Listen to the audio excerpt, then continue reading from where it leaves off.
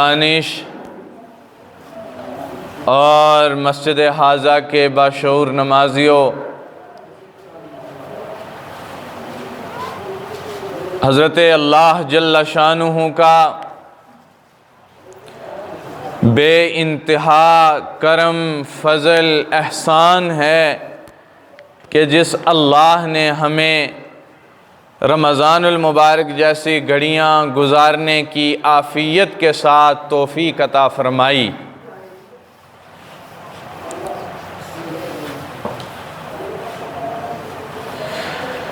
نعمت کا مل جانا احسان ہے اور نعمت کی قدر کرنا، اس کے اوپر شکر کرنا بڑا مشکل کام ہے۔ اس واسطے کہ اللہ تبارک و تعالی نے انسان کو انہم کانا ظلوما جہولا، اور دوسری جگہ فرمایا خلق الانسان ضعیفا، انسان بڑا جلد باز ہے، بڑا اتاولا ہے۔ وہ اس لیے کہ اس کے اندر برداشت کا مادہ نہیں ہے۔ یہ کسی کی خوشی کو برداشت نہیں کر سکتا، یہ کسی کے غم کو برداشت نہیں کر سکتا، یہ کسی کی ترقی کو برداشت نہیں کر سکتا، یہ کسی کو پھلنا پھولنا برداشت نہیں کر سکتا۔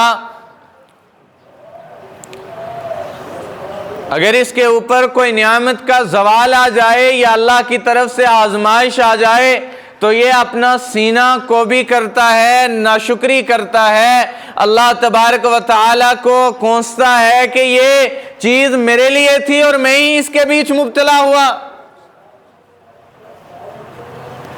کسی کی نعمت دیکھ لی تو اس کے زوال کو ہر گھڑی کھڑا رہتا ہے کہ کب اس سے یہ نعمت چھن جائے، کب اس کے سامنے میں اس کو دیکھوں، کہ کب یہ جو ہے اس نعمت کو زوال کو میں دیکھوں، یہ تکلیف میں کیوں نہیں ہے، یہ اس کے سے چھن کیوں نہیں جاتی۔ تو جو انسان ان تمام چیزوں سے بالائے تر ہو گیا، بالائے طاق ہو گیا، اس نے اپنے دل کو، اپنے سینے کو، اپنے باطن کو دوسرے انسان کے لیے صاف کر لیا، تو یہ انسان دنیا میں رہ کر فرشتوں سے بلند مقام پا گیا۔ حضرت اللہ جل شانہ نے فرمایا کہ اگر بندے سارے کے سارے میری فرما برداری میں لگ جائیں، نیکی کرنے میں لگ جائیں، میری عزت تکریم تعظیم اور حمد و ثنا میں لگ جائیں، اور دنیا کے اندر کوئی ایک بندہ بھی ایسا نہ ہو جو حضرت اللہ جل شانہ کی نافرمانی کرے، نفس کو جو ہے راضی کرنے کا کام کرے، شیطان کو اپنا بنائے، اور اس کے راستے پر چلنے والا جو ہے کوئی ایک بھی نہ ملے، تو میں ساری انسانیت کو موت دوں گا، ساری کی ساری انسانیت کو جنت میں داخل کروں گا۔ پھر ایسے لوگوں کو پیدا کروں گا جو گناہ بھی کریں گے، پھر شرمندہ بھی ہوں گے، پھر توبہ کریں گے، پھر ان سے گناہ ہو جائے گا، پھر توبہ کریں گے، پھر رب کے سامنے پشیمانی کریں گے، پھر اللہ رب العزت کے سامنے اپنی آہ گزاری پیش کریں گے اور کہیں گے اے اللہ جو ہے انسانی بشری تقاضے کے مطابق غلطی ہو گئی ہے، معاف فرما دیجئے، تو اللہ ان کو معاف بھی کرے گا اور ان سے خوش بھی ہوگا۔ تو رمضان المبارک کا نصف حصہ گزر گیا، رحمتوں کے عشرے نے یوں کروٹ بدلی اور مغفرت کے عشرہ آ گیا، اور آج وہ بھی نصف حصے تک پہنچ گیا۔ لیکن میں اور آپ اس بات کا محاسبہ کریں،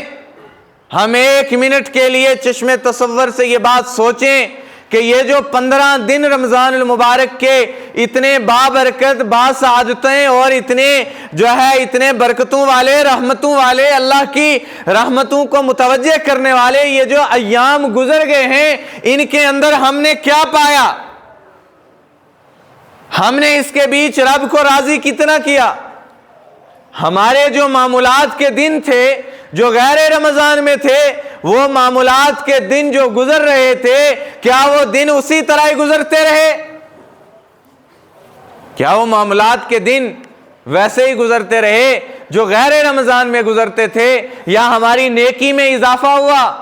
ہمارے تقوی میں اضافہ ہوا، ہماری پرہیزگاری میں اضافہ ہوا، ہم متقی زیادہ ہوئے، ہم نے غیبت چھوڑ دی، ہم نے جھوٹ بولنا چھوڑا، ہم نے جو ہے نوافل میں، قیام میں، تہجد میں، قرآن میں، نیک کام کرنے میں جو اضافہ ہوا، اگر ہوا ہے تو پھر اس کے اوپر اپنا یہ محاسبہ کرنا ضروری بنتا ہے کہ کیا اس کے بیچ اس کے اوپر تقوی کے ساتھ ریاض سے بالائے طاق ہو کر یہ اعمال اگر ہم نے کیے ہیں تو کامیاب ہو چکے ہیں، اور کامیابی کا پروانہ ہم کو مل سکتا ہے۔ اگر غیر رمضان میں جس طرح سستی اور کاہلی رہی، اگر وہ آج بھی اسی طرح رہی، تو پھر ہمیں اس رمضان کے جو 15 دن گزارے، اس کے گزارنے پر مجھے نہیں لگتا کہ کوئی فائدہ ہمیں پہنچا ہے۔ قرآن کریم میں فرمایا فویل للمصلین، ہلاکت ہے، بربادی ہے، تباہی ہے ان لوگوں کے لیے۔ ویل کہتے ہیں تباہ ہو جانے کو، ہلاک ہو جانے کو۔ میں ہلاکت، تباہی، بربادی ہے ان لوگوں کے لیے جو نماز میں سستی کرتے ہیں، جو کاہلی کرتے ہیں۔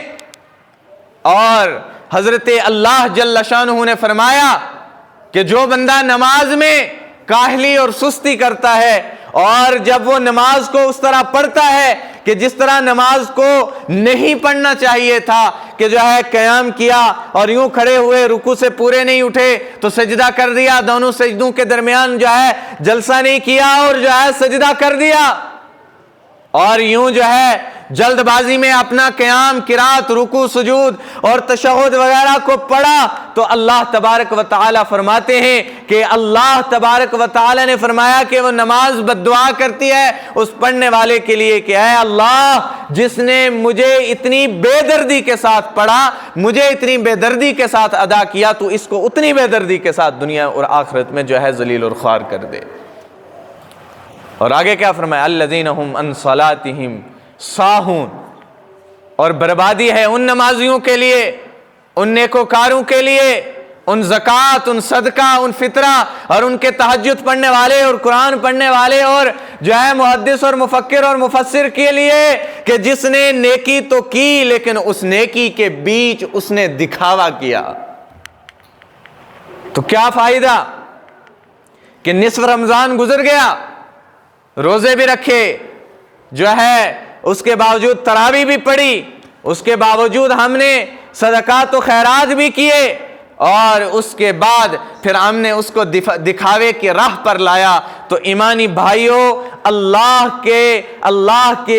واحد کے جس کے قبضے میں کائنات کی جان ہے، اس کی قسم یہ نیکی ہم کو نہ دنیا میں کامیاب کر سکتی ہے، اور آخرت میں یہ نیکی وبال جان بن کر، گلے میں توک بن کر جہنم میں ڈال دیا جائے گا، اور اللہ یہ کہے گا کہ جس کے لیے کرتے رہے، جس کے لیے دکھاوا کیا، اس سے جا کر اپنی نیکی کو، اپنے اعمال کو لے لو، تو جس کے لیے ہم نے کیا وہ ہم سے بڑا مجرم کیا پتہ قیامت کے دن ٹھہرے، اگر نہیں ہے تو وہ تب بھی اپنے آپ کو، اپنی نیکیوں کو، اپنے گناہوں کو، سب کو سامنے رکھ کر یہ کہہ رہا ہوگا کہ آج اگر میں بچ جاؤں تو ساری دنیا کو، میرے بچوں، میری اولاد، میری بیوی، میرے مال، میرے خاندان، اور حتیٰ کہ ساری دنیا کو جو ہے جہنم میں ڈال دیا جائے، میرا جو ہے احتساب نہ ہو، تو وہ جو خود اپنے احتساب سے اتنا ڈرتا ہے تو وہ دوسرے کو اور مجھے اور آپ کو کیا دے سکتا ہے؟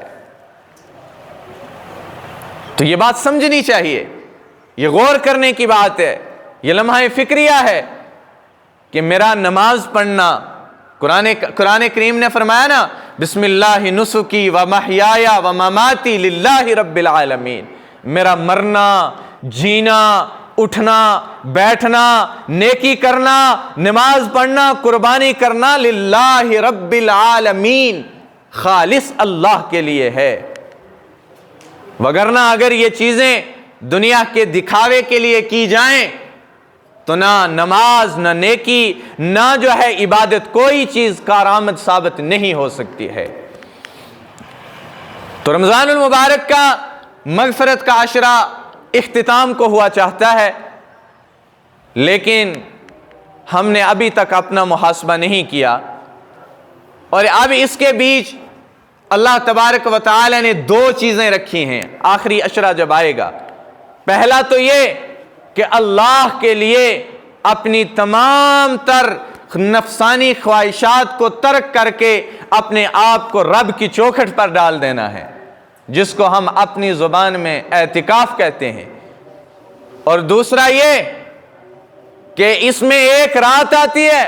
جس کو لیلۃ القدر کہا جاتا ہے، اس کے بیچ جو انسان اپنے رب کو اپنے گناہوں اپنی تمام تر جو ہے جو چیزوں سے توبہ کر کے رب کی طرف مڑ کر آ جائے گا تو وہ اس طرح ہوگا کہ جس طرح دنیا کے اندر اس نے کوئی گناہ نہیں کیا ہوگا۔ تیسری ایک اور چیز آتی ہے، وہ ہے چاند رات، جو عید کے اور آخری روزے کے درمیان ہوتی ہے، اور وہ دونوں عیدین کے درمیان کی ہے۔ بقرعید کی جس دن جو ہے دوسرے دن صبح عید قربان ہوتی ہے، اور اس سے پہلے والی رات، اور جس دن عید الفطر ہوتی ہے یعنی جس دن چاند دکھا وہ رات، نبی علیہ الصلوۃ والسلام نے فرمایا جو بندہ اس رات میں جاگ کر اللہ کے ساتھ ہمہ گوش اللہ کے سامنے ہم کلام ہوا، اپنی جو ہے اپنی ساری رات اللہ کے ذکر میں، عبادت میں، توبہ میں، استغفار میں، حمد و ثنا میں جاگ کر گزار دی، قیامت اور اس بندے کے لیے فرمایا وہ جس دن ساری دنیا کے دل مردہ ہوں گے اس دن اس بندے کا دل زندہ ہوگا۔ بخاری کی روایت ہے، فرمایا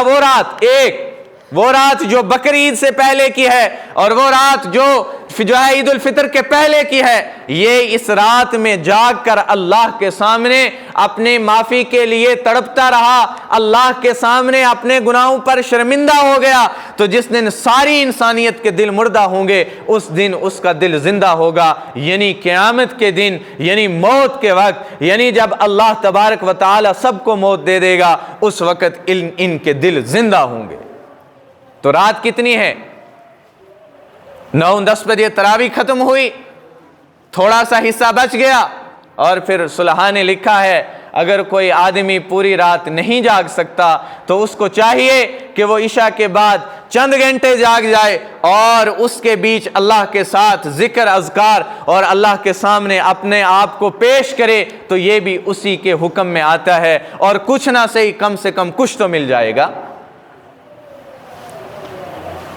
چنانچہ حدیث نبوی ہے، اللہ کے نبی صلی اللہ علیہ وسلم نے فرمایا جو بندہ رمضان المبارک کے آخری عشرے میں اعتکاف کرتا ہے، اور ایک دن کا اعتکاف، فرمایا جو ایک دن کا اعتکاف کرتا ہے اس کے لیے اللہ تبارک و تعالی اس کو جہنم سے اس زمین اور آسمان کے درمیان کی جتنی خلا ہے اس 3 خلا کے برابر اس کو جہنم سے دور فرما دیتے ہیں۔ یہ جتنا زمین اور آسمان کے درمیان خلا ہے اتنے 3 خلا ہو جائیں، اللہ تبارک و تعالی ایک دن کے اعتکاف کے لیے اس کو جہنم سے اتنا دور فرما دیتے ہیں۔ اور نبی اکرم صلی اللہ علیہ وسلم نے فرمایا جب قیامت کا دن ہوگا اور بعض لوگ ایسے ہوں گے کہ جو پاؤں کے ٹخنوں تک پسینوں میں ہوں گے، اور کچھ گھٹنوں تک ہوں گے، کچھ کمر تک ہوں گے، اور کچھ گلے تک ہوں گے، اور کچھ سر تک ہوں گے، اور اگر قیامت کے دن کو دیکھا جائے اور وہ دن ایسا ہے کہ جس دن سورج انسان کے سر کے اوپر ہوگا، اگر جون جولائی کی گرمی کے اندر ہمیں دن دہاڑے کسی میدان میں جمع کیا جائے، ایک تو اس دھوپ کی شدت، پھر اوپر سے جو ہے اور انسانوں کے ساتھ جمع ہونے کا وہ جو منظر ہے اس کے ساتھ کتنی سفوکیشن انسان کو ہوتی ہے، اور پھر قیامت کا دن، اور جس دن آسمان سے اللہ تبارک و تعالی نے سر کے اوپر سورج کو رکھا ہوا ہے، زمین ساری کی ساری تانبے کی ہوگی، نبی علیہ السلام نے فرمایا اتنا پسینہ ہوگا کہ اگر یہ دنیا والے چاہیں تو اس کے اندر کشتیاں چلا سکتے ہیں، اور جس دن کوئی سایہ نہیں ہوگا، کسی چیز کا سایہ نہیں مل سکتا، نبی علیہ الصلوۃ والسلام نے فرمایا اس دن وہی بندے عرش کا سایہ ان کو مل سکتا ہے جو جن کا دل اللہ کے گھر میں معلق رہا، اٹکا ہوا رہا، تو اس سے مراد یہ تھی کہ فرمایا جب ایک بندہ مسجد میں نماز کے لیے آیا اور اس کا دل دوسری نماز کے لیے مسجد تک اٹکا رہا کہ کب وقت آئے گا اور کب میں دوبارہ مسجد میں جا کر نماز پڑھوں گا، تو فرمایا وہ بندہ اس دن قیامت کے دن عرش عظیم کا سایہ پائے گا۔ اب جو بندہ اعتکاف میں بیٹھتا ہے وہ تو سارے کا سارا جو ہے جسمانی اور ذہنی طور پر مسجد میں بیٹھا ہوتا ہے۔ اس سے انسان یہ اندازہ لگا سکتا ہے کہ اعتکاف کرنے والا حضرت اللہ جل شانہ کے عرش کے سائے کو پائے گا۔ اور اعتکاف کے اندر بیٹھنے والا، اس کا سونا بھی عبادت، اس کا جاگنا بھی عبادت، اس کا بیٹھنا بھی عبادت۔ گھر کے اندر اور کسی اور جگہ کسی اور عبادت میں جب تک عبادت نیکی کی نہ جائے تب تک نیکی نہیں لکھی جا سکتی، لیکن اعتکاف ایک ایسا عمل ہے کہ اگر معتکف مسجد کے اندر سارا دن ساری رات سویا بھی رہے گا تب بھی وہ جو ہے اس کی دن اور رات عبادت میں لکھے جائیں گے۔ اس کے پیچھے وجہ کیا ہے؟ اس کے پیچھے وجہ یہ ہے کہ ایک فقیر غنی کے دروازے پر آیا ہوا ہوتا ہے، اور غنی دنیا کے اندر سب سے بلند مرتبے کو پاتا ہے۔ خاتم طائی کے پوتے نے یا بیٹے نے حضرت حسین رضی اللہ تعالی عنہ سے کہا ایک مرتبہ، کہا کہ تجھے پتہ ہے کہ میرے باپ کے دروازے پر جو بندہ ایک بار آتا تھا وہ جب تک اپنی حاجت پوری نہ کر لے دوبارہ اس دروازے سے اس کو واپس جانے نہیں دیا جاتا تھا۔ تو نبی اکرم صلی اللہ علیہ وسلم کے اس لخت جگر نے جواب دیا کہ میرے نانا کے دروازے پر جو بندہ ایک بار آ جاتا تھا پھر وہ کبھی کسی دوسرے دروازے پر جانے کے قابل نہیں رہتا تھا۔ وجہ کیا تھی؟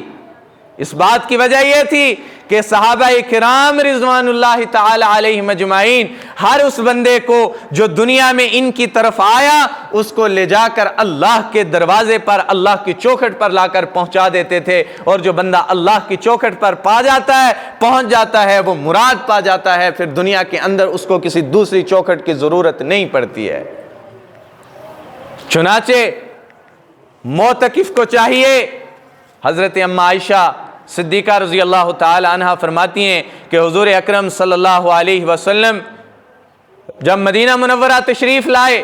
تو حضور نے پورے مہینے کا اعتکاف کیا، پھر اس کے بعد 20 روزوں کا اعتکاف کیا، اور پھر حضور اکرم صلی اللہ علیہ وسلم نے آخری عشرے کا اعتکاف کیا۔ اب اگر کوئی بندہ پورے مہینے کا اعتکاف کرتا ہے تو اس کا یہ اعتکاف سنت اعتکاف میں شامل نہیں بلکہ نوافل اعتکاف میں شامل ہوگا، اور آخری عشرے کے 10 دنوں کا جو اعتکاف ہوگا وہ سنت عشرے میں جو ہے شامل ہوگا۔ نبی اکرم صلی اللہ علیہ وسلم کی معیت میں صحابہ کرام رضوان اللہ تعالی علیہم اجمعین اعتکاف کیا کرتے تھے، اور معتکف کو چاہیے کہ وہ مسجد میں بیٹھے ساری انسانیت کے لیے، ساری دنیا کے لیے، سارے عالم کے لیے دعا کرے، استغفار کرے، اس لیے کہ معتکف اللہ کی چوکھٹ پر آ کر کھڑا ہوتا ہے، بیٹھا ہوتا ہے۔ اور اعتکاف کرنے والا جب مسجد میں بیٹھتا ہے تو اللہ تبارک و تعالی اس کے اوپر حدود رکھتے ہیں، جو فرمایا قرآن کریم نے تلک حدود اللہ، کچھ ایک اللہ کی حدیں ہیں، اللہ نے وہ حدیں مقرر کی ہیں، آپ ان حدوں کو پھلانگ نہیں سکتے، تجاوز نہیں کر سکتے۔ وہ کیا ہیں؟ فرمایا معتکف غیر ضروری مسجد سے باہر نہیں جا سکتا۔ اگر اعتکاف کرنے والا اس نے اعتکاف کے بیچ جب اس نے نیت کر لی اب وہ ظہر کی نماز پڑھے گا، اور پڑھنے کے بعد وہ عصر کی نماز تک وہاں ہی بیٹھا رہا اور اس کو قضاء حاجت کی وضو کی ضرورت نہیں پڑی، اور وہ یہ چاہتا ہے کہ میرا وضو تو ہے لیکن اس کے باوجود میں تازہ وضو کر کے جو ہے دوبارہ عصر کی نماز پڑھوں گا، تو جو ہے محدثین لکھتے ہیں کہ جب اس کو وضو تھا تو یہ غیر ضروری وضو کرنے کے لیے باہر نکلا تو اس کا اعتکاف ٹوٹ گیا، اس کا اعتکاف نہیں رہا۔ رمضان کے روزے میں اگر انسان بھولے سے پیٹ بھر کر بھی کھانا کھا لے جی بھر کر بھی پانی پی لے، لیکن اس کو یاد نہیں تھا کہ میں نے روزہ رکھا ہوا ہے، تو اس کے بھول کر پانی پینے سے روزہ نہیں ٹوٹتا، لیکن اعتکاف میں اگر بھول کر بھی مسجد کے دروازے سے باہر نکلا تو اس کا اعتکاف ٹوٹ گیا۔ انسان کو اس بات کو سمجھنی چاہیے۔ ہماری مسجدوں میں معتکف بیٹھے ہوتے ہیں، فون چلاتے ہیں، سوشل میڈیا پر ایکٹیو ہوتے ہیں، ریلیں دیکھ رہے ہیں، فیس بک دیکھ رہے ہیں، یوٹیوب دیکھ رہے ہیں، غیر ضروری باہر جا رہے ہیں، حتیٰ کہ یہاں تک لکھا گیا ہے کہ جب اعتکاف کرنے والا مسجد میں اعتکاف کے لیے آئے اور وہ گھر سے وضو غسل کر کے آئے، اب اگر اس کو شرعی غسل کی ضرورت نہ پڑی کہ اس کے اوپر غسل فرض ہو گیا، اب اگر اس کے اوپر غسل فرض نہیں ہے تو غیر ضروری سنت غسل کرنے کے لیے مسجد سے باہر جانے پر اس کا اعتکاف ٹوٹ جائے گا۔ حالانکہ سنت کتنا بڑا عمل ہے۔ اللہ کے نبی صلی اللہ علیہ وسلم نے فرمایا قرب قیامت کے نزدیک جب سنت کے اوپر عمل کرنا اتنا مشکل ہو جائے گا جس طرح انگاروں پر چلنا مشکل ہوتا ہے، اور جو اس دور میں ایک سنت کو زندہ کرے گا اللہ تبارک و تعالی اس کو 100 شہیدوں کا ثواب عطا فرمائیں گے۔ تو جو ہے جمعے کے دن کا غسل کرنا سنت ہے، لیکن اللہ نے حد مقرر کر دی کہ اگر تیرے اوپر غسل فرض نہیں ہوا، غسل جنابت جس کو کہا جاتا ہے، اگر یہ فرض نہیں ہے تو غیر ضروری سنت غسل کرنے کے لیے بھی مسجد سے باہر نہیں جا سکتا۔ اور مرد کا اعتکاف مسجد کے بغیر کسی دوسری جگہ ہوتا ہی نہیں ہے، اور لکھا گیا ہے کہ دوسری جگہ مرد کا اعتکاف کرنا حرام ہے۔ اور عورت کا اعتکاف سب سے افضل گھر کے آخری کونے میں ہے، جس طرح مرد آخری جو ہے عشرے میں اعتکاف کرتے ہیں، اسی طرح عورتیں بھی اپنے گھروں کے اندر آخری عشرے کا اعتکاف کریں۔ اور اعتکاف کا یہاں سے اندازہ لگائیں کہ قیامت کے دن جب کوئی سہارا کسی کا نہیں ہوگا، اس وقت حضرت اللہ جل شانہ اپنے عرش کا سہارا دیں گے۔ اس سے بڑھ کر اور معتکف کے لیے انعام کی چیز کیا ہو سکتی ہے؟ حضرت عبداللہ بن عباس رضی اللہ تعالیٰ عنہ فرماتے ہیں کہ میں مسجد نبوی میں اعتکاف کر رہا تھا، اور اعتکاف کی حالت میں جب میں مسجد میں بیٹھا ہوا میں نے ایک اور آدمی کو دیکھا جو بڑا پریشان، اس کے چہرے پر دکھ کے اثرات، غم کے اثرات نظر آ رہے تھے، تو میں اس کے پاس گیا اور میں نے جا کر اس سے پوچھا، اے صحابی رسول صلی اللہ علیہ وسلم، آپ خیریت سے ہیں؟ کوئی پریشانی تو نہیں ہے؟ کوئی تکلیف تو نہیں ہے؟ کسی مشکل میں تو نہیں ہے آپ؟ لیکن اس دنیا کا چونکہ ماحول دوسرا، اس دنیا کا مزاج دوسرا، یہاں اگر ہمیں پتہ یہ چل جائے کہ دوسرا پڑوسی، دوسرا بھائی، چاہے وہ غیر ایمان والا ہو یا ایمان والا ہو، اگر ہمیں یہ پتہ چل جائے کہ وہ تکلیف میں ہے، تو جب تک وہ اس تکلیف سے نکلتا نہیں ہم تو اس طرف کے راستے چھوڑ دیتے ہیں۔ وہ اس لیے کہ بھائی ہمیں اس کے لیے اس کو کوئی پیسہ دینا پڑ جائے گا، اس کی مدد کرنی پڑ جائے گی، اس کے جو ہے دکھ میں شریک ہونا پڑ جائے گا، اور اس سے آگے بڑھ کر ہم دکھ کا ازالہ کیا کریں گے؟ ہم تو سرے 9 صبح سے شام تک اسٹو میں لگے رہتے ہیں کہ ہمیں کوئی ایسا موقع ملے جب اس کو ہم پیس کے رکھ دیں۔ حالی تکلیف دینا الگ بات ہے، ہم تو یہ چاہتے ہیں کہ جس طرح مکی جو ہے چکی میں پستی ہے، ہم اس کو کوئی ایسا موقع ملے ہم اس کو پیس کے رکھ دیں کہ دوبارہ نہ یہ سانس لینے کے قابل رہے یا نہ اٹھنے کے قابل رہے۔ ہمارا تو یہ المیہ ہے۔ لیکن صحابہ چونکہ ایسے نہیں تھے، وہ اس لیے کہ انہوں نے جو علم حاصل کیا تھا وہ جناب نبی رحمت صلی اللہ علیہ وسلم کے سامنے ذانو تلمذ ہو کر لیا تھا۔ اور صحابہ کا معیار دنیا میں ایسا معیار کسی نے نہیں پایا جو صحابہ نے پایا، جو اہل بیت نے پایا، اور جو علم، جو روحانیت، جو تربیت کی ہوئی تھی وہ آج کے کسی مولوی یا پیر یا کسی اور نے نہیں کی تھی، بلکہ نبی رحمت صلی اللہ علیہ وسلم نے کی تھی۔ اور صحابہ کو جو بات نبی صلی اللہ علیہ وسلم سے کہ زبان سے نکلتی تھی، وہ بات زبان سے نکلنے کے بعد صحابہ یہ چاہتے تھے اگر یہ بات پوری کرنے کے لیے ہماری جان بھی چلی جائے تو پرواہ نہیں ہے۔ تو حضرت عبداللہ بن عباس رضی اللہ تعالیٰ ان کے پاس آئے اور آ کر پوچھا، ہاں بھائی کیا مسئلہ ہے؟ کہا قرضہ ہے، اور جس سے قرضہ لیا ہوا ہے اس نے بہت تنگ کیا ہوا ہے اور وہ قرضے کا مطالبہ کر رہا ہے۔ میں یہ اتنی طاقت نہیں رکھتا کہ میں یہ قرضہ اس کا واپس لوٹا سکوں، میں اس کو وہ قرضہ واپس دے سکوں، تو سوچا مسجد نبوی میں چلا جاؤں۔ اور جو لوگ دنیا کے اندر جب حالات آتے ہیں، جب پریشانیاں آتی ہیں، جب تکلیفیں آتی ہیں، تو وہ اس بات کو جو ہے دل کے کانوں سے سمجھیں کہ دنیا میں اس کے ہیلے اور بہانے تلاش مت کیا کرو، اس لیے کہ اللہ کے نبی صلی اللہ علیہ وسلم نے جو راستہ بتایا ہے وہ راستہ اللہ کی چوکھٹ کا راستہ ہے۔ جو بندہ وہاں پہنچ گیا،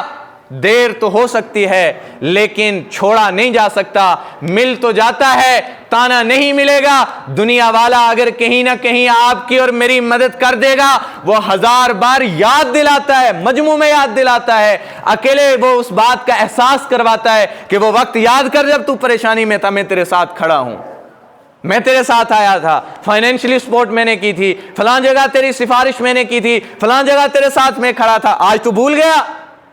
لیکن نہیں، حضرت اللہ جل شانہ کی ذات ایسی نہیں ہے، اور اللہ کے نبی نے اللہ کے گھر کا، اللہ کے در کا دروازہ ہمیں دکھلایا ہے کہ جب بھی پریشانی آئی اللہ کی چوکھٹ کو جو ہے دستک دو، وہاں سے جا کر مانگو۔ تو صحابہ مسجد میں آتے تھے، جو ہے صحابی رسول مسجد میں بیٹھے تھے، حضرت عبداللہ بن عباس نے جب یہ بات سنی تو فوراً جوتے لگانے شروع کیے، کہا چلو میرے ساتھ، میں آپ کے ساتھ چلتا ہوں۔ تو صحابی نے واپسی پر جواب دیا، کہا آپ کا تو اعتکاف ہے؟ کہا ہاں میں بھی جانتا ہوں اعتکاف ہے، لیکن یہ جو صاحب قبر ہے، نبی صلی اللہ علیہ وسلم کا کچھ ہی عرصہ ہوا تھا دنیا سے تشریف لے جانے کا، فرمایا یہ جو صاحب قبر ہے اس کی زبان سے میں نے اپنے کانوں سے یہ بات سنی ہے کہ جو شخص کسی کو تکلیف میں دیکھے اور تکلیف میں دیکھ کر یہ کوشش کرے کہ میں اس کی مدد کروں، تو اللہ تبارک و تعالی 10 سال کے اعتکاف کا ثواب عطا فرماتے ہیں۔ اس کی زبان سے سنا، یہ جو قبر کے اندر ہے جناب نبی رحمت صلی اللہ علیہ وسلم۔ اب یہاں انسان اندازہ لگائے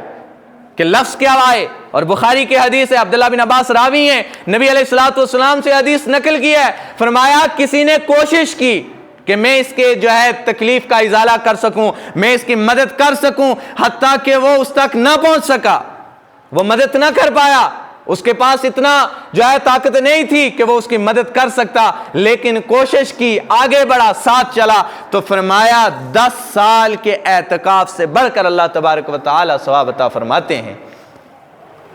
اور نبی صلی اللہ علیہ وسلم نے فرمایا ایک دن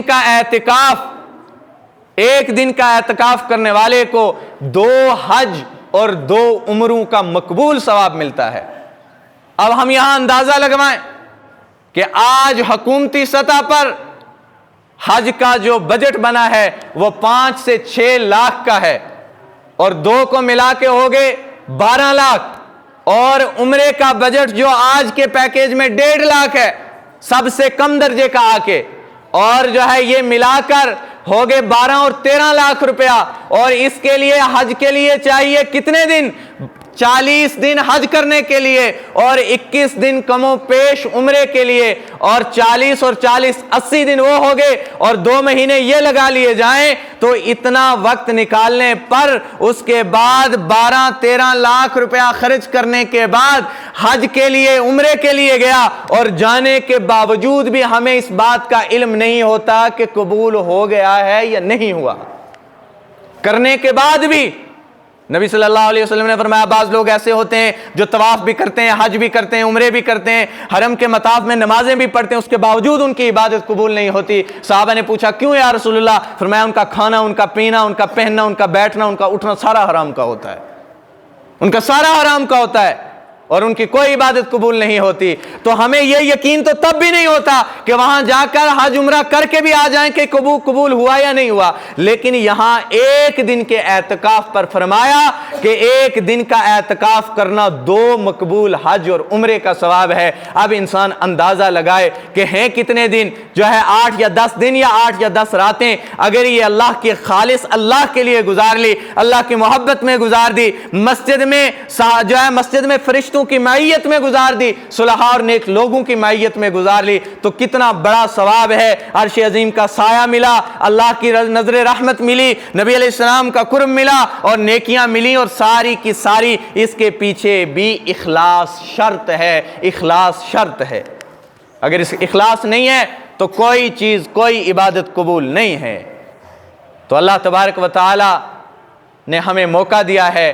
اپنے محلے کی مساجد میں اعتکاف کریں، اور یہ سنت علی الکفایہ ہے۔ اگر کوئی بھی اعتکاف نہیں کرے گا تو سارے کا سارا محلہ گنہگار ہے۔ اور اگر کوئی بندہ مسجد میں معتکف کو پیسے دے کر اعتکاف کرواتا ہے کہ محلے والے کمیٹی بنائیں گے، کہیں گے ہم فلاں بندے کو یا مولوی صاحب یا کسی ایک بندے کو ہم جو ہے اعتکاف کے لیے بٹھا دیں اور ہم اس کو آخر میں عید والے دن اتنے پیسے دیں گے، میں ایک کا بھی اعتکاف نہیں ہوا اور نہ اس مسجد کا اعتکاف ہوا، وہ سارے کے سارے گناہ گار ہو گئے۔ اجرت پر اعتکاف نہیں ہوتا ہے۔